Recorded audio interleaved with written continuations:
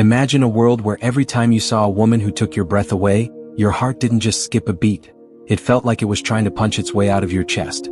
Imagine the internal screaming, the frantic search for an excuse to look away, and the crushing weight of the silence that follows as she walks out of your life forever. This isn't just a hypothetical scenario for most men. It is a daily, suffocating reality. You are standing in a crowded room, surrounded by music and laughter, yet you are trapped in a private prison of your own making. You see her. She's perfect. Your brain fires off 1,000 reasons why you should walk over, and then, in a split second, it fires off 10,000 reasons why you shouldn't. You tell yourself you're waiting for the right moment. You tell yourself you don't want to be that guy. You tell yourself you're just not feeling it tonight. But deep down, in the pit of your stomach, you know the truth. You are paralyzed by a ghost. You are being held hostage by a fear of something that doesn't actually exist. And the most painful part? While you're standing there, analyzing the angle of her shoulders and the speed of her conversation, some guy who isn't half as smart, half as rich, or half as decent as you is going to walk up, say 3 stupid words and leave with her. The tragedy of the modern man isn't a lack of opportunity, it's the invisible disease of the spirit called the fear of rejection. This isn't just about dating.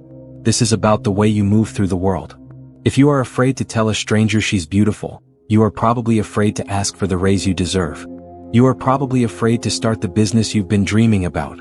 You are probably living a safe life that is slowly killing your soul. But what if I told you that this fear is based on a lie so profound that once you see through it, the fear doesn't just get smaller, it evaporates. Your brain is a prehistoric machine running on outdated software. It treats a social rejection at a bar exactly the same way it treats a predator lurking in the tall grass. To your nervous system, a woman saying, "I have a boyfriend," feels like a death sentence. It triggers the amygdala, your brain's alarm system, which floods your body with cortisol and adrenaline.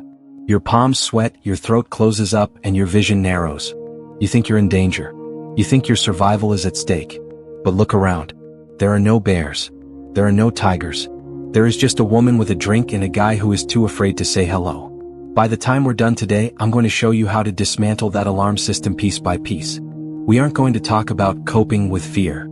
We aren't going to talk about faking it until you make it. We are going to talk about the absolute, total deletion of social anxiety from your nervous system so that 6 months from now, walking up to the most intimidating woman in the room feels as effortless and as mundane as checking your mail. Let's look at the reality of the situation. Why does the better man often lose? I've seen it 1,000 times. There's a guy who has spent years in the gym, built a 6-figure career, and reads all the right books. He is objectively a high-value man. But when he enters a social environment, he is invisible. He stands on the perimeter. He checks his phone every 30 seconds to look busy. He projects an aura of "don't talk to me" because he is terrified that if he talks to someone else, they might realize he's not who he pretends to be. Then there's the other guy. Maybe he's a little out of shape. Maybe his shoes are cheap. But he moves with a relaxed, almost careless ease. He walks up to people, he jokes, he fails, he laughs at his own failure, and he keeps moving. The women aren't reacting to his bank account or his biceps. They are reacting to his lack of fear. Nothing is more magnetic to a woman than a man who is comfortable in his own skin, especially when he is facing the possibility of being told no. When you are afraid of rejection, you are essentially telling the world that you don't believe in your own worth. You are saying, "Please, stranger, give me permission to feel good about myself today." And when she doesn't give it, your world collapses. This is the core of the problem. You have outsourced your self-esteem to the whims of people who don't even know your middle name. The nightmare scenario you play in your head, the one where she laughs, her friends point, and the whole bar falls silent to mock you, it has never happened. In the history of human interaction, that scenario exists only in the minds of anxious men. The reality of rejection is boring. It is a non-event. It is a 3-second interaction where she says, "I'm busy," or "I'm with my friends," and then she immediately forgets you ever existed. She isn't going home to write a diary entry about the loser who tried to talk to her. She's going home to think about her own problems, her own insecurities, and her own life. You are the only one keeping the rejection alive. You are the one who takes a neutral piece of information, "she is not available," and turns it into a global judgment on your character.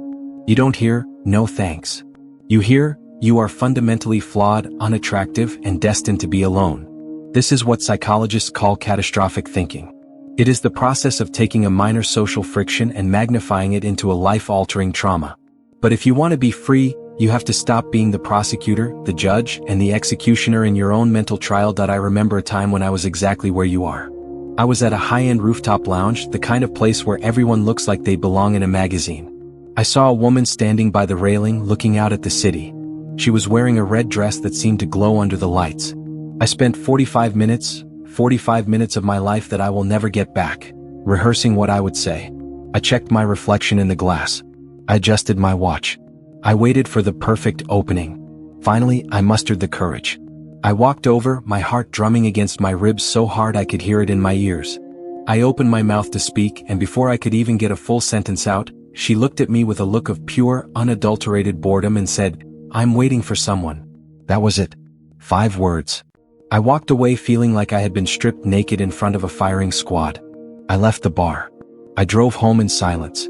I laid in bed for hours replaying those 5 words. I analyzed her tone. I analyzed the way she didn't even look me in the eye. I decided then and there that I was just not that guy. I wasn't the kind of man women wanted.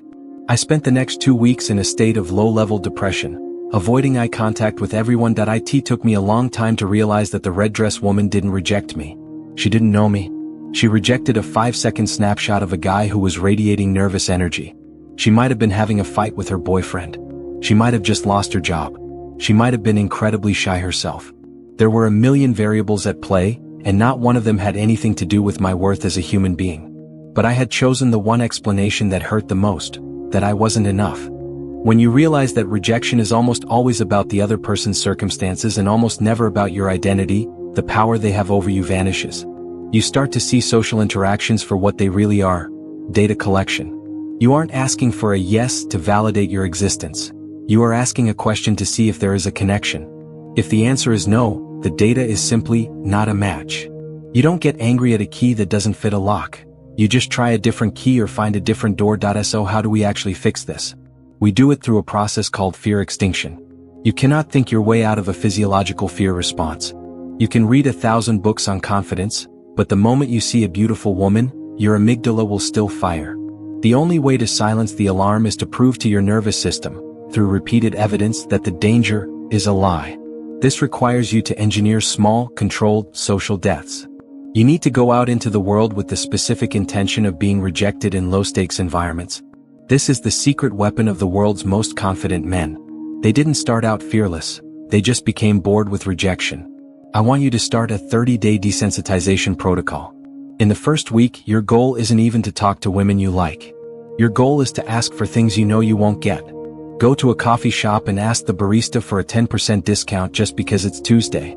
They will say no. Your heart will spike.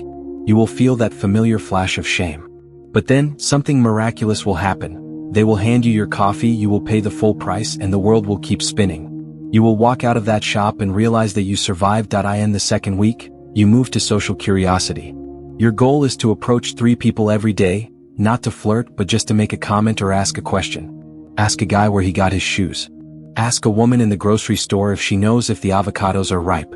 You are training your brain to realize that opening your mouth in public does not lead to a physical attack.